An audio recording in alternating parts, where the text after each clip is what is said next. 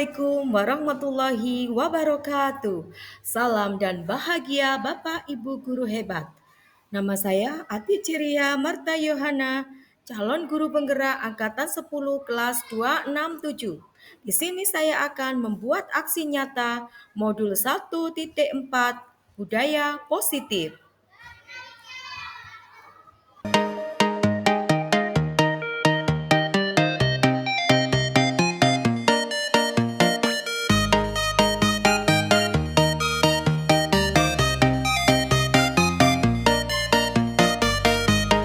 Assalamualaikum warahmatullahi wabarakatuh.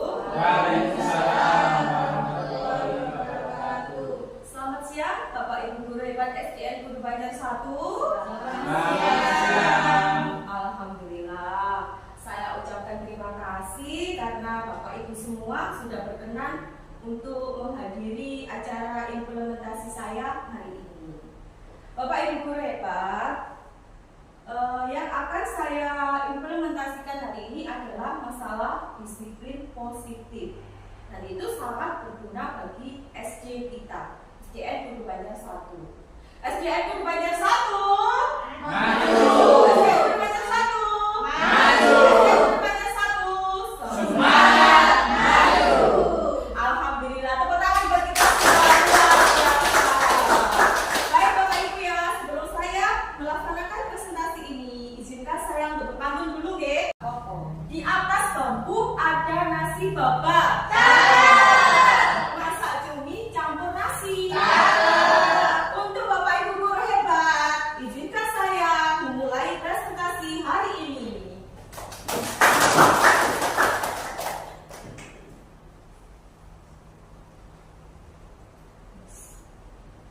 Baik Bapak Ibu ya, saya akan memulai presentasi hari ini, yaitu aksi nyata modul 1.4 tentang implementasi budaya positif oleh Ati Ciria Marta Yohana, calon guru penggerak angkatan 10 kelas 267. Baik Bapak Ibu, sebelum kita melanjutkan materi, saya punya tebak-tebakan Bapak Ibu. Sekarang, gajah naik becak. Kelihatan apanya Bapak Ibu? Oh, bagus sekali. Kelihatan apanya. Tepuk tangan. Hebat. Kemudian yang kedua, lemari apa yang bisa masuk kantong? Oke Bapak Ibu, salah. Lemari apa yang bisa masuk kantong? Jawab. Apa Bapak Ibu? Pas. Monggo, apa Bapak Ibu? Tengkong. Lemari buah. Sekarang yang terakhir. Apa bahasa Jepangnya diskon? Diskon. Monggo Bapak Ibu. Diskon. Salah. Bapak. Pas. Pas. Jawabannya tak kasih murah. Kita semua. Baik Bapak Ibu, nanti biar kita semakin semangat ya. Untuk selanjutnya saya mulai pemahaman konsep-konsep kunci modul budaya positif. Materi yang akan saya jelaskan ada 7. Yang pertama adalah perubahan paradigma belajar. Kemudian yang kedua, disiplin positif dan nilai-nilai kebajikan universal. Kemudian yang ketiga, motivasi perilaku manusia. Dan yang keempat, kebutuhan dasar manusia. Sedangkan yang kelima, posisi kontrol restitusi. Yang keenam, keyakinan kelas. Dan yang ketujuh adalah segitiga restitusi. Untuk materi yang pertama adalah perubahan paradigma belajar. Perubahan paradigma belajar yaitu perubahan paradigma stimulus respon, teori kontrol atau teori pilihan. Siapa sesungguhnya yang memiliki kontrol? Kita lihat stimulus respon, kita mencoba mengubah orang agar berpandangan sama dengan kita. Sedangkan teori kontrolnya, kita berusaha memahami pandangan orang lain tentang dunia. Kemudian yang kedua, perilaku buruk. Perilaku buruk dilihat sebagai suatu kesalahan. Sedangkan teori kontrolnya adalah semua perilaku memiliki tujuan. Kemudian yang ketiga, orang lain bisa mengontrol saya. Hanya Anda yang bisa mengontrol diri Anda. Kemudian stimulus responnya yang selanjutnya, saya bisa mengontrol orang lain. Anda tidak bisa mengontrol orang lain. Kemudian pemaksaan ada pada saat rujukan gagal. Kemudian teori kontrolnya kolaborasi dan konsensus menciptakan pilihan-pilihan baru. Stimulus selanjutnya model berpikir menang atau kalah.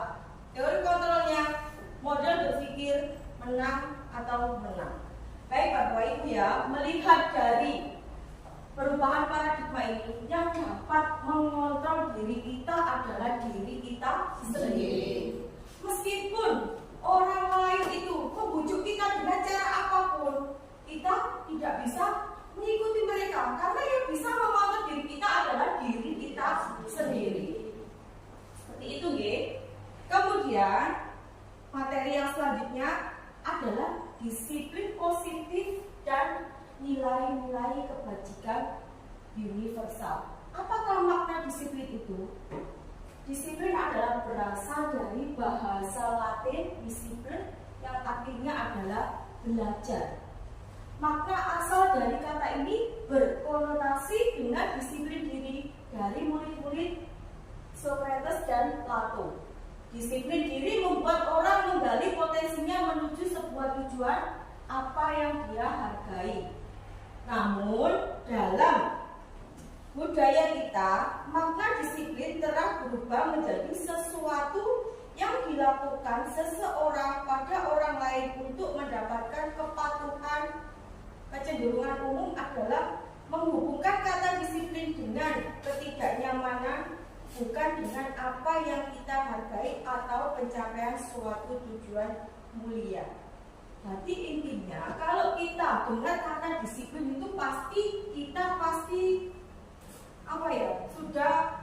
sudah selalu ingat dengan hukuman. Pasti kalau orang disiplin itu pasti hubungannya kalau hukuman. Kalau nggak disiplin pasti dihukum. Begitu. Oke. Nanti kalau disiplin pasti akan mendapatkan penghargaan. Kita sudah berpikiran seperti itu, padahal pikiran itu adalah salah. Disiplin itu seharusnya timbul dari intrinsik, harus timbul dari dirinya sendiri. Tidak ada hukuman dan juga tidak ada penghargaan. Untuk materi yang selanjutnya adalah nilai-nilai kebajikan universal. Apa nilai-nilai kebajikan universal itu? Yaitu sifat-sifat positif manusia yang merupakan tujuan mulia yang ingin dicapai setiap individu. Nilai-nilai tersebut bersifat universal dan lintas budaya, suku bangsa, agama maupun latar belakang.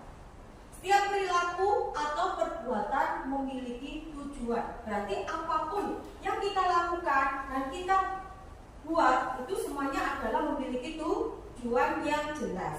Kemudian yang kedua, dengan mengaitkan nilai-nilai kebajikan yang diyakini seseorang, maka motivasi intrinsiknya akan terbangun. Berarti jika kita sudah memiliki nilai-nilai kebajikan itu, kita akan memiliki nilai intrinsik di dalam diri kita. Kemudian yang ketiga, nilai-nilai kebajikan yang ingin dicapai untuk siswa-siswi kita adalah yang ada pada dimensi pelajar Pancasila. Yaitu yang pertama, apa Bapak Ibu? Beriman dan bertakwa kepada Tuhan Yang Maha Esa. Kemudian yang kedua, mandiri. Yang ketiga, bernara kritis. Yang keempat, berkebinekaan global, bergotong royong dan kreatif. Itulah yang ingin kita tumbuhkan kepada murid-murid kita. Kemudian materi yang selanjutnya adalah motivasi perilaku manusia. Teori motivasi perilaku manusia itu dibagi menjadi 3, yaitu motivasi eksternal yang berasal dari untuk menghindari ketidaknyamanan atau hukuman apa yang akan terjadi apabila saya tidak melakukannya. Berarti intinya dia itu kalau melaksanakan disiplin itu bukan karena dari dirinya sendiri, karena dia takut dihukum. Kemudian yang kedua, motivasi eksternal untuk mendapatkan imbalan dari orang lain. Berarti dia itu melakukan sesuatu itu karena dia ingin mendapatkan hadiah. Misalnya kelas 5, dia ingin mendapatkan nilai baik itu bukan karena dia ingin kecerdasannya meningkat, karena dia ingin mendapatkan hadiah dari wali kelasnya. Seperti itu. Kemudian yang terakhir adalah motivasi internal, yaitu tujuan disiplin positif yang akan kita berikan kepada siswa-siswi kita, yaitu untuk menghargai dirinya sendiri. Saya akan menjadi orang yang seperti apa bila saya melakukannya. Berarti kira-kira teori motivasi perilaku manusia yang terbaik itu yang mana? Yang nomor 3. Karena itu motivasi berasal dari dirinya sendiri, yang ingin menciptakan disiplin untuk dirinya sendiri tanpa adanya hukuman dan tanpa adanya penghargaan. Kemudian apa bedanya dihukum dan penghargaan? Sebenarnya hukuman dan penghargaan itu sama-sama tidak boleh dilakukan karena dampaknya itu akan buruk bagi siswa. Saya sendiri juga belajar karena saya sendiri sering memberikan penghargaan kepada siswa-siswa. Ternyata di dalam materi ini ternyata yang saya lakukan itu kurang benar. Jadi hari ini kita juga sama-sama belajar. Yang pertama, pengaruh jangka pendek dan jangka panjang. Kemudian penghargaan menghukum. Penghargaan itu yang kita berikan kepada anak-anak itu sifatnya menghukum. Kemudian penghargaan mengurangi ketepatan. Penghargaan tidak efektif, dan yang terakhir penghargaan itu merusak hubungan. Misalnya seperti ini. Misalnya saya memberikan penghargaan kepada Indah. Ternyata Pak Andi itu iri. Nah, karena kita memberikan penghargaan itu membuat orang lain menjadi iri, makanya penghargaan itu tidak baik. Seperti itu, Jadi kalau misalnya kita ingin memberikan penghargaan, ya atas dasar semuanya saja, tidak ada perbedaan antara yang pandai dan juga yang tidak pandai, karena nanti akan menimbulkan iri pada siswa kita. Seperti itu, Kemudian perbedaan hukuman dan konsekuensi. Di sini ada contoh perbedaan hukuman dan konsekuensi. Berarti hukuman dan konsekuensi itu kira-kira sama nopo mboten? Dan konsekuensi sama nopo mboten Bapak Ibu? Jelas beda. Hukuman itu terjadi seketika. Misalnya anak melakukan sesuatu, kita langsung menghukumnya. Tapi kalau konsekuensi beda lagi. Kalau konsekuensi itu kita sudah membicarakannya. Misalnya, kalau sampean nanti tidak membawa sarung ke sekolah, maka kalian nanti akan diberikan konsekuensi berupa misalnya tidak boleh ikut sholat. Itu konsekuensi. Tapi kalau hukuman, kita langsung melakukan. Misalnya anak itu salah, kita langsung menghukum. Bedanya seperti itu. Contohnya hukuman, sesuatu yang menyakitkan dan harus terjadi. Kira-kira Bapak Ibu, misalnya panjenengan sedoyo niki mendapatkan hukuman, kira-kira piye? Menyakitkan apa mboten?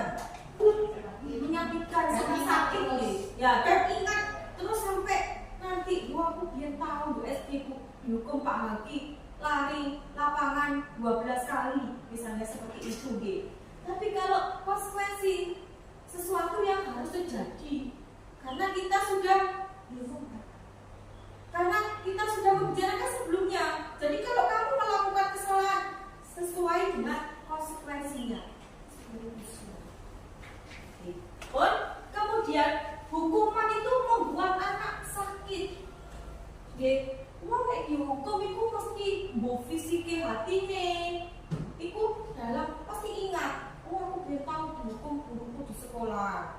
Pasti dia akan mengingatnya. Kemudian membuat anak merasa tidak nyaman dalam jangka waktu pendek. Kalau konsekuensi, nanti konsekuensi pada waktu itu saja dia merasakan kok dele-dele sampai menit karena dia seru. Nek dia melakukan kesalahan pasti akan mendapat konsekuensinya. Kemudian anak membenci disiplin. Lah nek anak wis biasa kulinane dihukum, pasti dia itu malah mau disiplin. Nggih. Kemudian kalau konsekuensi anak akan menghargai. Kemudian selanjutnya hukuman itu dipaksa, tak tekok awake dhewe. Tapi kalau konsekuensi adalah stimulus atau tabrakan. Kemudian kalau hukuman mendorong anak menyakiti dirinya sendiri. Kalau konsekuensi mendorong anak agar mudah menyesuaikan diri. Kemudian kalau hukuman konsep dirinya itu buruk. Berarti intinya nek dihukum itu pasti aku ki elek. Nggih, misalnya ngoten nggih. Oh, aku dihukum Pak Andi, nanti aku ki manusia sing salah, manusia sing elek. Tapi nek konsekuensi boten. Itu konsep dirinya baik. Kemudian anak belajar untuk menyembunyikan kesalahan. Nah, misalnya anak dihukum kan mesti dia tidak jujur. Dia mesti alasan itu berbelit-belit. Beda lagi dengan konsekuensi. Anak belajar untuk mematuhi peraturan. Kemudian kalau hukuman dia merasa marah, dia merasa bersalah dan dipermalukan.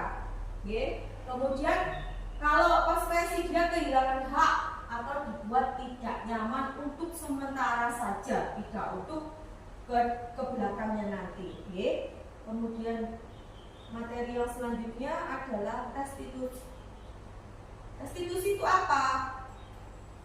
Restitusi adalah proses menciptakan kondisi bagi murid untuk memperbaiki kesalahan mereka sehingga mereka bisa kembali pada kelompok mereka dengan karakter yang lebih kuat.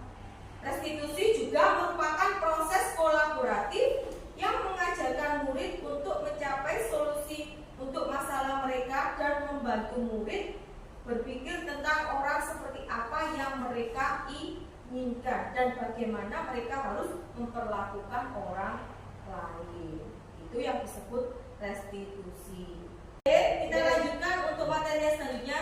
Ciri-ciri restitusi. Yang pertama adalah bukan untuk menebus kesalahan, namun untuk belajar dari kesalahan. Kemudian yang kedua, memperbaiki hubungan. Yang ketiga, tawaran bukan paksaan. Yang keempat, restitusi menuntut untuk melihat ke dalam diri. Yang kelima, restitusi mencari kebutuhan dasar yang mendasari tindakan. Yang keenam, restitusi diri adalah cara yang paling baik. Yang ketujuh, restitusi fokus pada karakter bukan tindakan. Yang kedelapan, restitusi fokus pada solusi. Yang kesembilan, restitusi mengembalikan murid yang berbuat salah pada kelompoknya. Itu tadi, misalnya siswa kita melakukan kesalahan, kita tidak langsung menghukumnya di tempat itu juga. Kita melaksanakan restitusi. Nanti kita panggil ke kantor dan kita tanya apa yang dia lakukan agar dia itu bercerita sendiri. Kita tidak membuat dia merasa dihukum.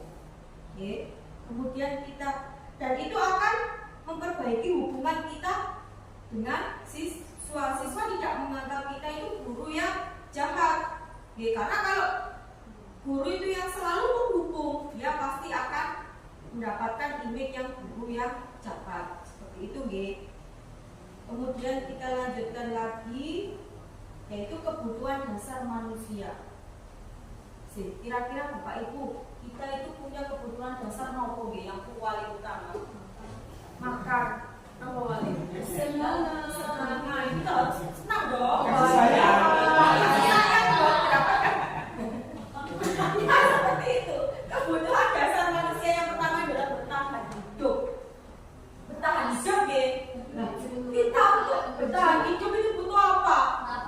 Butuh makan, butuh minum, butuh uang, ya kan? Kemudian itu yang bertahan hidup. Kemudian kasih sayang terima. Nah, kasih sayang dari orang tua, kasih sayang dari murid-murid kita, kasih sayang dari teman-teman, kasih sayang dari suami, kasih sayang dari istri. Semuanya itu sangat dibutuhkan untuk diri kita. Kemudian kasih sayang dari anak juga.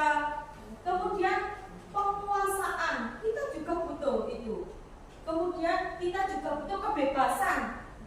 Wong urip iku butuh bebas, tapi tidak sebebas-bebasnya yang kita lakukan, Butuh bebas, misalnya kepengen pergi ke Jombang, bebas.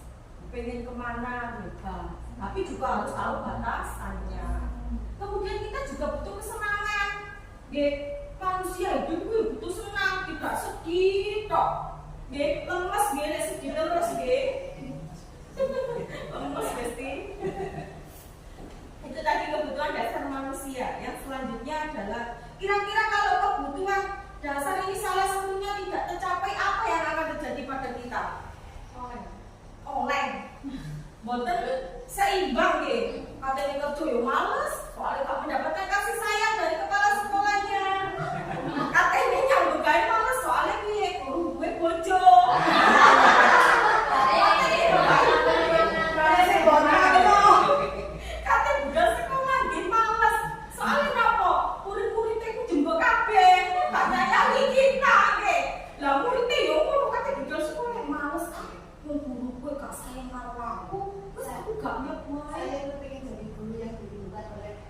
Iya, betul.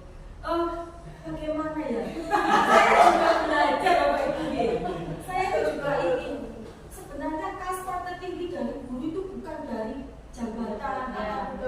Yang kita itu ingin apa? Selalu dinanti. Misalnya buana gak mau.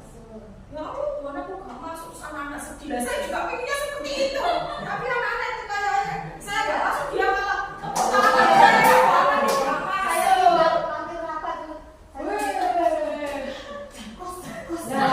Kita sama-sama belajar Bapak Ibu. Bagaimana itu tadi kita tidak boleh sering mendukung anak. Sebenarnya apa betul mendukung maksudnya kita itu ngandani arek dan arek itu gak melakukan kesalahan. Mungkin cara yang kita lakukan itu masih belum sempurna.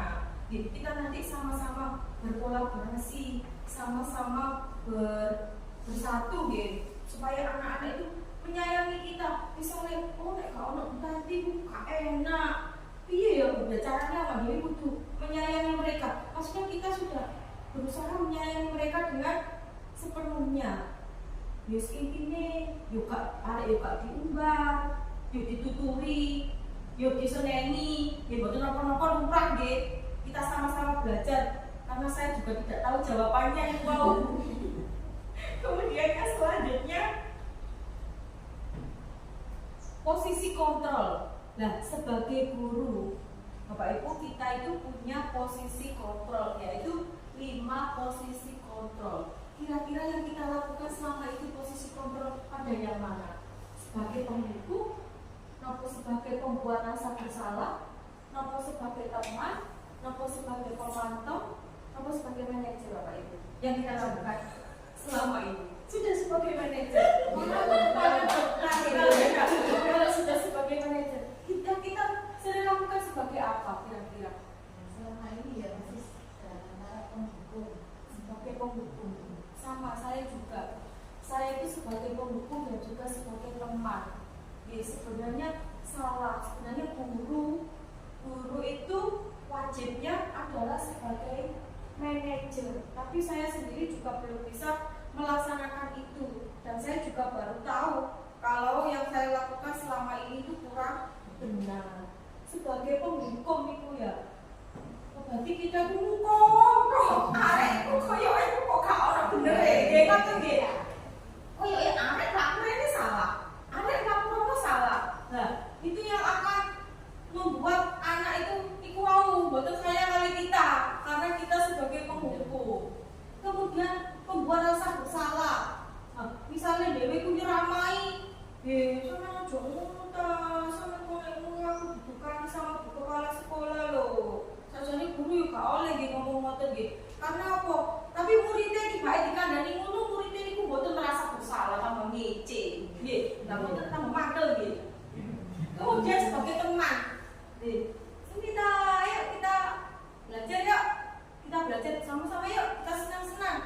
Ya kalau kita sebagai teman, yo muridnya ya tambah butuh waktu ya awak dhewe nggih, tambah sak karepe dhewe. Sebagai pemantau, kita hanya kalau anak melakukan kesalahan hanya kita lihat, kita hanya ngeleng-ngeleng biasa, itu juga salah. Yang benar itu sebagai manajer, yaitu mengajukan pertanyaan-pertanyaan. Misalnya anak-anak itu salah dipanggil, tapi jangan dimarahin di depan temannya, di depan temannya, karena itu nanti akan membuat anak merasa malu, maka merasa dirinya itu paling elek. Jadi dipanggil, kita menanyakan, sambil melapor, kok ngono, kira-kira sing sama lakukan tadi itu sudah benar apa salah. Nah, kalau yang kamu lakukan apa yang kamu lakukan nanti supaya kamu memperbaiki kesalahan itu, misalnya seperti itu, nggih. Kemudian murid-murid itu kalau kita sebagai manajer, dia akan cerita dengan sendirinya. Misalnya, Bu, saya tadi bangun kesiangan, Bu, karena tadi malam saya main FF, misalnya seperti itu. Oh iya nak, gak apa-apa. Bu Hana dulu itu juga pernah bangun kesiangan waktu itu, juga main, misalnya main game atau apa. Tapi gak apa-apa, manusia itu berhak untuk salah, tapi tidak boleh diulangi lagi. Misalnya seperti itu, nggih. Kemudian kita mengevaluasi diri, piye caranya memperbaiki. Yo meneh aja boleh, bermain itu boleh, tapi tidak boleh terlalu malam. Seperti itu, nggih. Kemudian materi yang selanjutnya,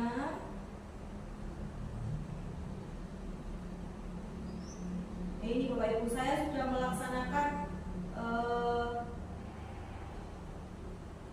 keyakinan kelas, nggih. Keyakinan kelas.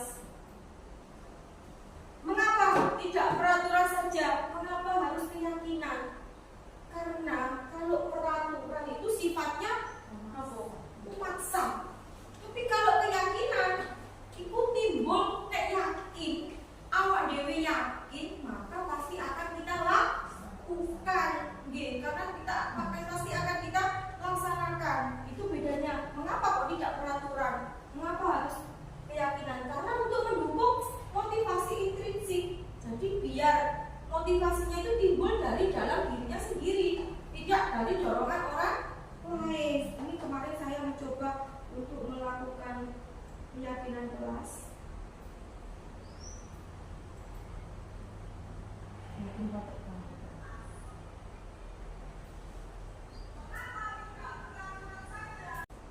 Baik, keyakinan kelas itu kita buat kesepakatan itu satu kelas, bisa juga dengan satu sekolah, bahwa kita meyakini bahwa yang sudah kita buat itu wajib kita laksanakan.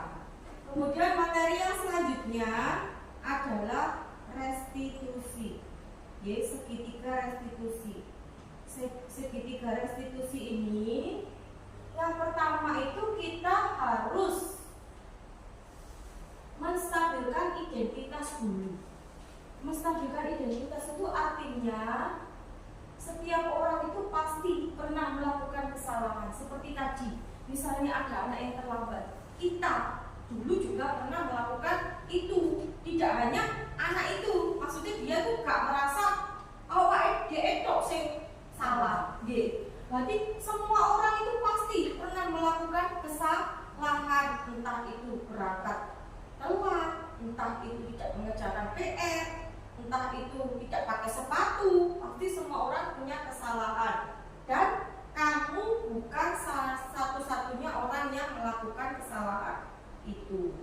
Kemudian kita memvalidasi kebutuhan. Kamu tentu punya alasan mengapa sampai kok melakukan itu tadi.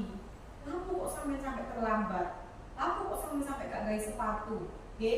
Kemudian adakah cara yang lebih efektif untuk mendapatkan apa yang kamu butuhkan?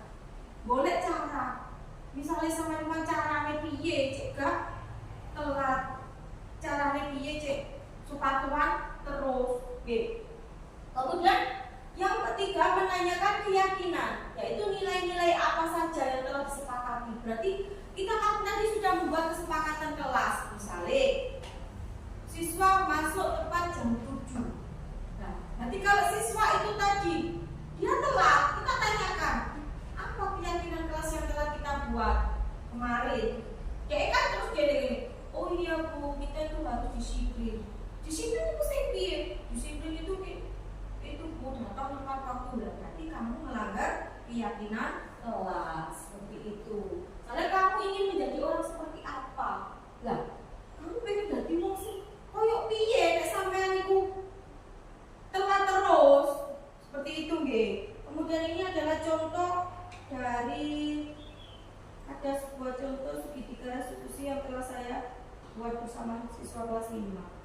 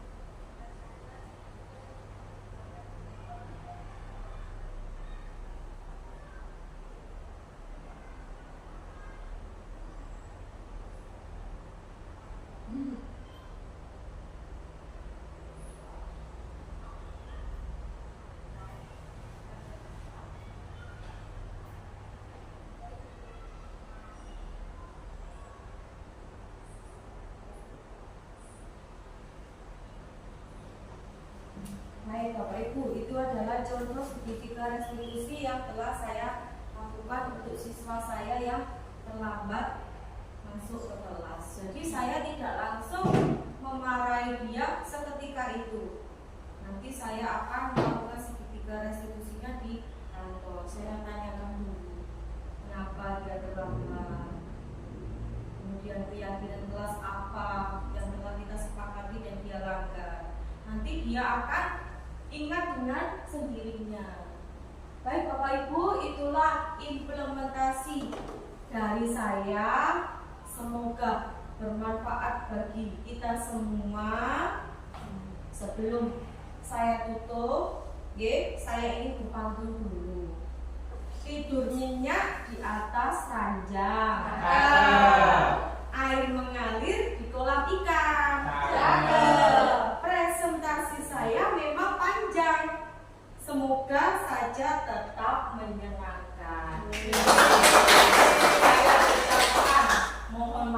jika banyak kesalahan, dan terima kasih. Wassalamualaikum warahmatullahi wabarakatuh. Waalaikumsalam warahmatullahi wabarakatuh.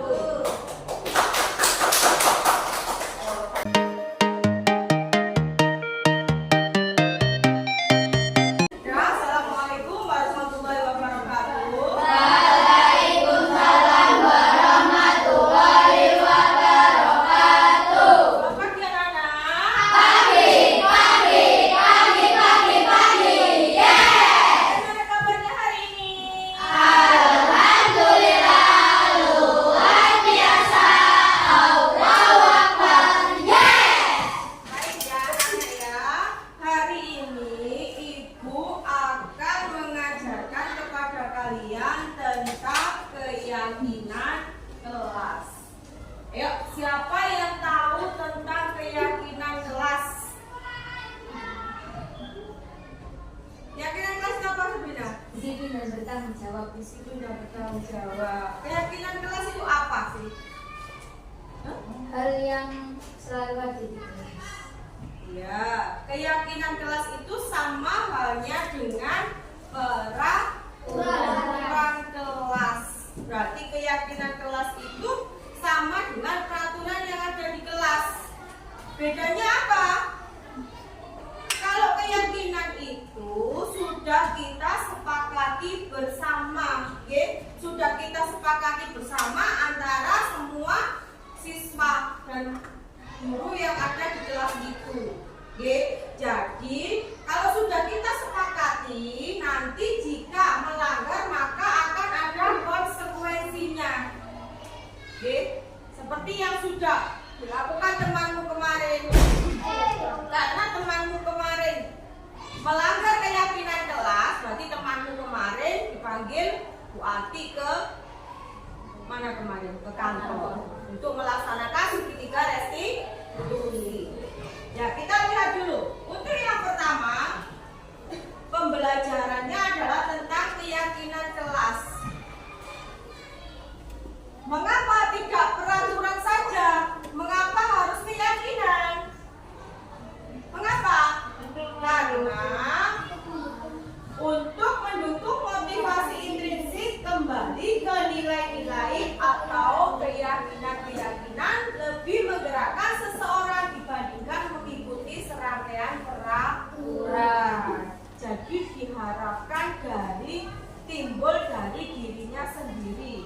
Misalnya melakukan kesalahan, berarti kudu apa? Sesuai dengan dirinya sendiri, ingin memperbaiki dari dirinya sendiri, tidak dari perintah orang lain. Kemudian peraturan kelas, keyakinan kelas dan lingkungan positif itu termasuk adalah budaya positif. Budaya positif itu sangat diperlukan untuk apa? Kita, agar kita menjadi orang yang disiplin. Kemudian ini contohnya, yang mana yang merupakan keyakinan kelas. Nah, di situ ada sama-sama kesepakatan kelas.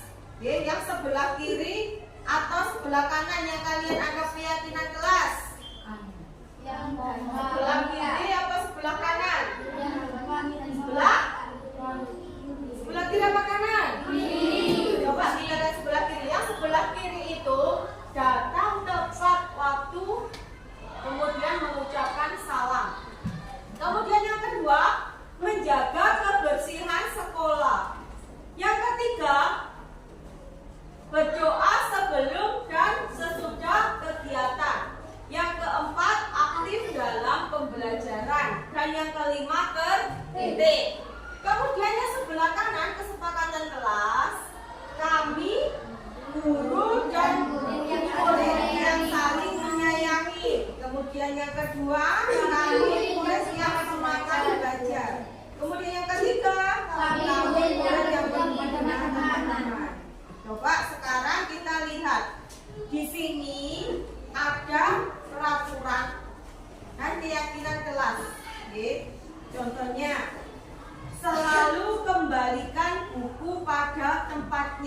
Keyakinan kelasnya termasuk tanggung jawab. Kemudian dilarang mengganggu orang lain. Berarti keyakinan kelas adalah Menghormati orang lain. orang lain. Kemudian yang ketiga, hadir di sekolah 15 menit sebelum pembelajaran dimulai. Keyakinan kelasnya apa? Menghormati orang lain dan berkomitmen. Kemudian yang keempat, dilarang melakukan kekerasan. Keyakinan kelasnya apa? Keselamatan dan menghormati orang lain. Kemudian yang kelima, peraturannya dilarang menggunakan narkoba. Berarti keyakinan kelasnya kesehatan. Kemudian peraturannya bergantian atau menunggu giliran. Keyakinan kelasnya menghormati orang lain dan bersabar. Kemudian peraturannya menggunakan masker. Keyakinan kelasnya kesehatan dan keselamatan. Kemudian peraturannya jangan berlari di kelas atau koridor. Berarti keyakinan kelasnya keselamatan dan keamanan. Oke. Untuk itu, hari ini nanti Ibu akan menugaskan kalian masing-masing anak membuat satu kesepakatan kelas seperti yang ada di contoh itu. Oke, nanti setelah kalian membuat, nanti bisa Ibu tempelkan di depan. Ya, kita menempelkan satu persatu.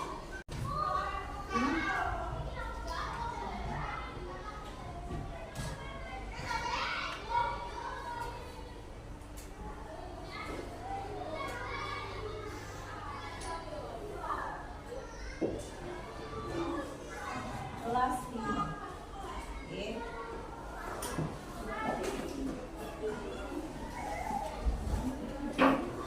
Nanti Ibu berikan ini, nanti kamu tulis.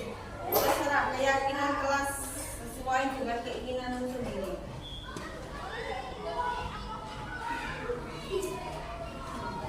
Ditulis pakai pulpen ini. Sing ditempelkan, yang ini yang ditempel.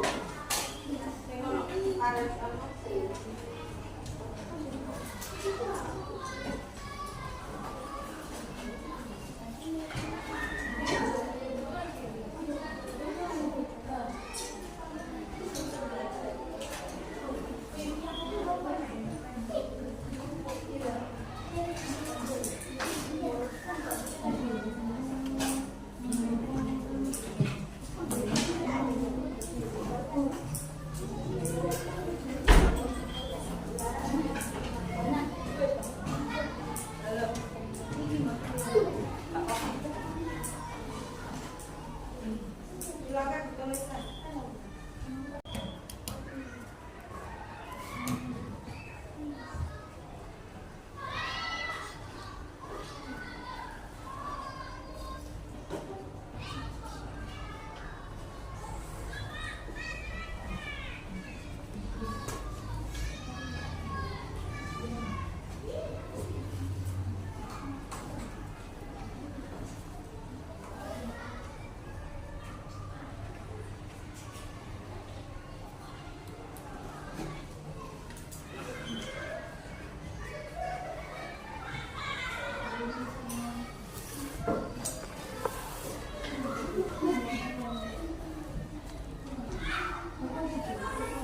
Sudah anak? Kalau sudah boleh ditempel gantian. Dari mana dulu, Bu? Dari sana. Tempel. Ada yang punya tangkol? Ditempel. Sudah. Ya, bisa. Oke, ini kita taruh di.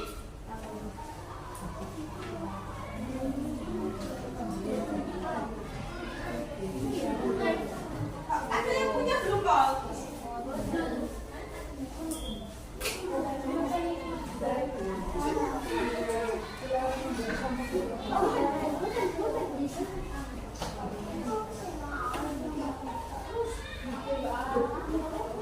Ada yang punya belum, Kol?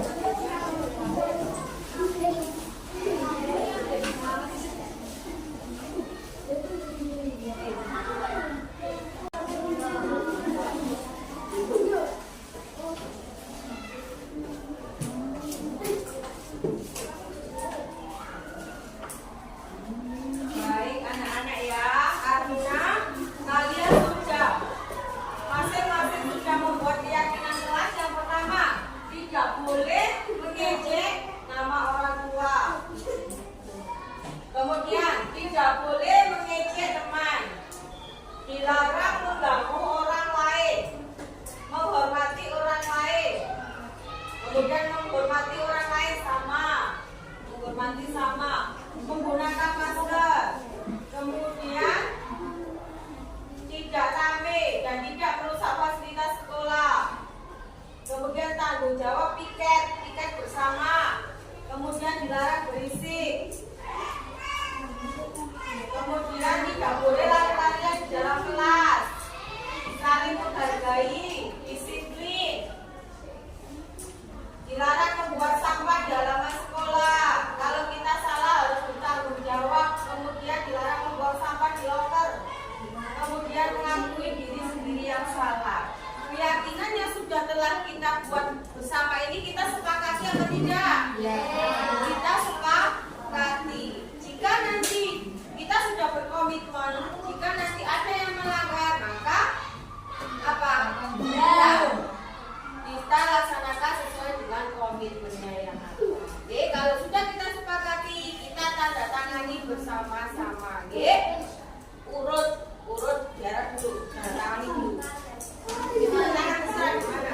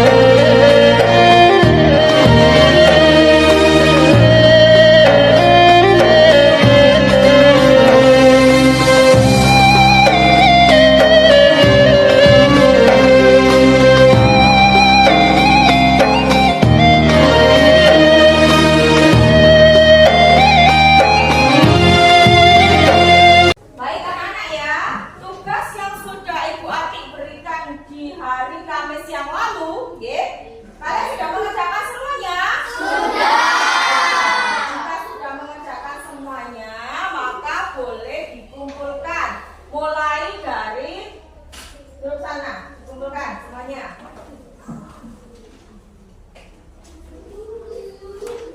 Sini. Ya, langsung kembali duduk ya. Ya.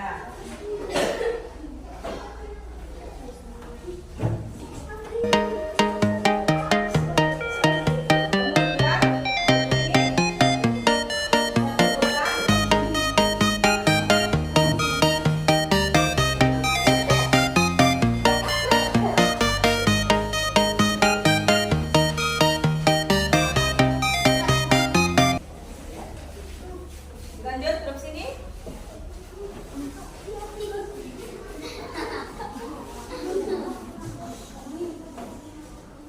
Yuk.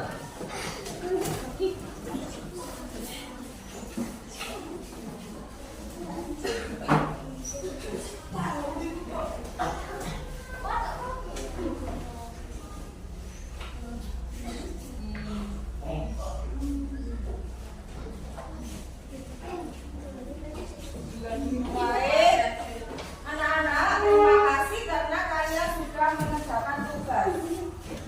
Sabrina, kamu dari tadi ibu ini kok diam saja? Kenapa kamu tidak mengumpulkan tugas? Nanti setelah sudah selesai kamu menemui ibu di kantor ya. Sabrina, kenapa kamu tidak mengumpulkan tugas dari ibu? Padahal semua temanmu sudah mengumpulkan. Saya lupa, Bu.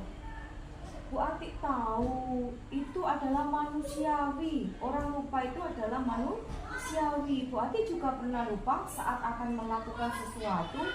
Tapi yakinlah bahwa kamu pasti bisa menyelesaikan hal itu. Maafkan saya, Bu. Apa yang kamu ketahui tentang keyakinan kelas kita yang telah kita sepakati bersama teman-teman satu kelas? Iya, Bu. Saya akan memperbaiki kesalahan yang sudah saya perbuat dan tidak akan mengulanginya lagi.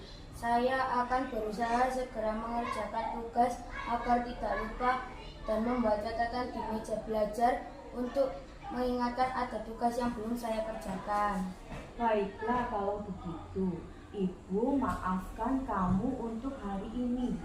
Ibu menghargai usaha kamu untuk memperbaiki diri, Sabrina.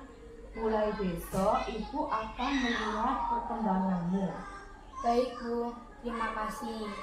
Terima kasih Sabrina dan ibu mohon maaf. Sekarang kamu boleh beristirahat. bersama teman-temanmu.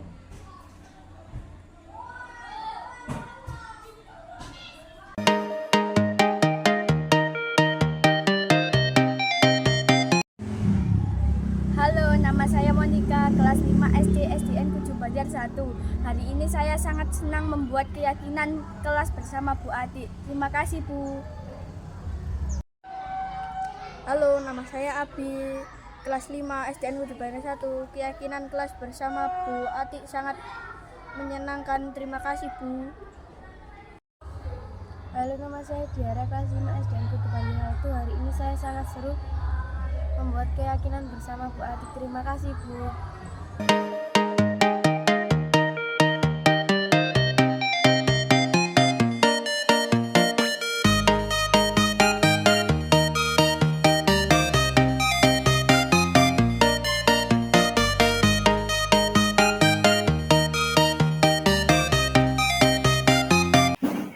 Mari kita tingkatkan disiplin positif di lingkungan sekolah. Semangat, salam guru penggerak. Wassalamualaikum warahmatullahi wabarakatuh.